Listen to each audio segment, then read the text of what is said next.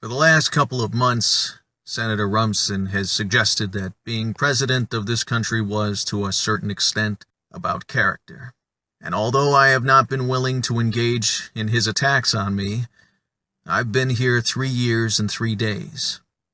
And I can tell you, without hesitation, being president of this country is entirely about character. For the record, yes, I am a card-carrying member of the ACLU, but the more important question is, why aren't you, Bob? Now, this is an organization whose sole purpose is to defend the Bill of Rights, so it naturally begs the question, why would a senator, his party's most powerful spokesman and a candidate for president, choose to reject upholding the Constitution? If you can answer that question, folks, then you're smarter than I am, because I didn't understand it until a few hours ago. America isn't easy. America is advanced citizenship. You gotta want it bad, because it's gonna put up a fight. It's gonna say, you want free speech? Let's see you acknowledge a man whose words make your blood boil, who's standing center stage and advocating at the top of his lungs that which you would spend a lifetime opposing at the top of yours. You want to claim the land as the land of the free? Then the symbol of your country can't just be a flag. The symbol also has to be one of its citizens exercising his right to burn that flag in protest. Show me that. Defend that. Celebrate that in your classrooms. Then you can stand up and sing about the land of the free.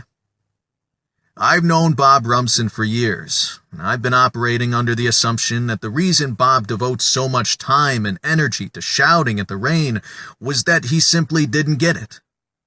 Well, I was wrong. Bob's problem is not that he doesn't get it. Bob's problem is that he can't sell it. We have serious problems to solve, and we need serious people to solve them. And whatever your particular problem is, I promise you, Bob Rumson is not the least bit interested in solving it. He is interested in 2 things and 2 things only: making you afraid of it and telling who's to blame for it. That, ladies and gentlemen, is how you win elections. You gather a group of middle-aged, middle-class, middle-income voters who remember with longing an easier time, and you talk to them about family and American values and character. And wave an old photo of the president's girlfriend, and you scream about patriotism, and you tell them she's to blame for their lot in life. And you go on television, and you call her a whore. Sidney Ellen Wade has done nothing to you, Bob. She has done nothing but put herself through school, represent the interests of public school teachers, and lobby for the safety of our natural resources. You want a character debate, Bob? You better stick with me, 'cause Sidney Ellen Wade is way out of your league. I've loved 2 women in my life.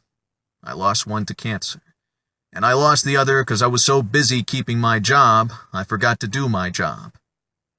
Well, that ends right now. Tomorrow morning, the White House is sending a bill to Congress for its consideration.